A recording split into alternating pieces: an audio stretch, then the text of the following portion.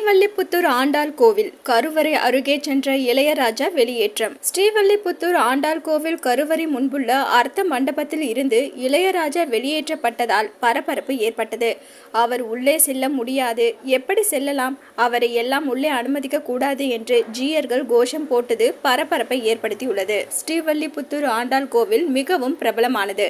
இது விஷ்ணுவுக்கு அர்ப்பணிக்கப்பட்ட 108 திவ்ய தேசங்களில் ஒன்றாகும். பெரியாழ்வார் மற்றும் அவரது வளர்ப்பு மகளான ஆண்டாள் ஆகிய இரு ஆழ்வார்களின் பிறப்பிடமாக இது கருதப்படுகிறது. இந்த கோவில் மதுரையில் இருந்து 80 கிலோமீட்டர் பழங்கால திராவிட கட்டிடக்கலை பாணியில் கட்டப்பட்ட ஆலயமாகும். ஆண்டாளின் வாழ்க்கையுடன் நெருக்கமாக இந்த கோவில் தொடர்புடையது. கோவிலின் பிரதான தெய்வத்தின் அருளால் ஆண்டாளுக்கு இங்குதான் மாலை கிடைத்ததாக வரலாறு உண்டு.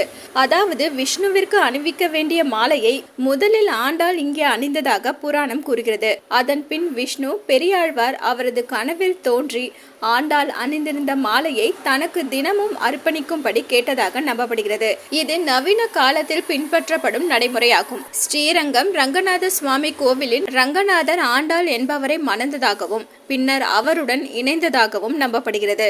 இப்படிப்பட்ட நிலையில் ஸ்ரீவல்லிபுத்தூர் ஆண்டாள் கோவில் அர்த்த மண்டபத்தில் இருந்து இசைஞானி இளையராஜா வெளியேற்றப்பட்டதால் பரபரப்பு ஏற்பட்டது. கருவறைக்கு முன்புள்ள மண்டபத்தில் நுழைந்த போது அவர் தடுக்கப்பட்ட நிலையில் அவர் வெளியேறியுள்ளார். அதன்படி அர்த்த மண்டப படியின் அருகே நின்றவாறே கோவில் மரியாதையை ஏற்றுக்கொண்டார். அங்கே இருந்தபடியே வழிபாடு செய்துள்ளார். அதன் பின் அங்கிருந்து வெளியேறியுள்ளார். கோவில் கருவறைக்குள் குறிப்பிட்ட பிரிவினருக்கு மட்டுமே அனுமதி உள்ளது. இந்த நிலையில் ஸ்ரீவல்லிபுத்தூர் ஆண்டாள் கோவில் கருவறைக்குள் இளையராஜா சென்றபோது அவருக்கு கொடுக்கப்பட்ட வரவேற்பில் விதிமீறல்கள் இருப்பதாக ஜீயர்கள் முறையிட்டு உள்ளனர். பின் கருவறையில் இருந்து வெளியே வந்து சாமி தரிசனம் செய்தார் இளையராஜா. கோவிலின் தரிசனம் செய்துவிட்டு வேக வேகமாக அங்கிருந்து கிளம்பி சென்றார். இந்த கோவிலில் 2 பிரிவுகள் உள்ளன. தென்மேற்கில் ஆண்டாள் ஸ்தலம் ஒன்றும் வடகிழக்கு திசையில் உள்ள வடபத்ராசாயி 2வது பிரிவும் உள்ளது. இதில் தென்மேற்கில் ஆண்டாள் ஸ்தலத்தில் இளையராஜா வழிபடும் போதுதான் இந்த சர்ச்சை ஏற்பட்டுள்ளது.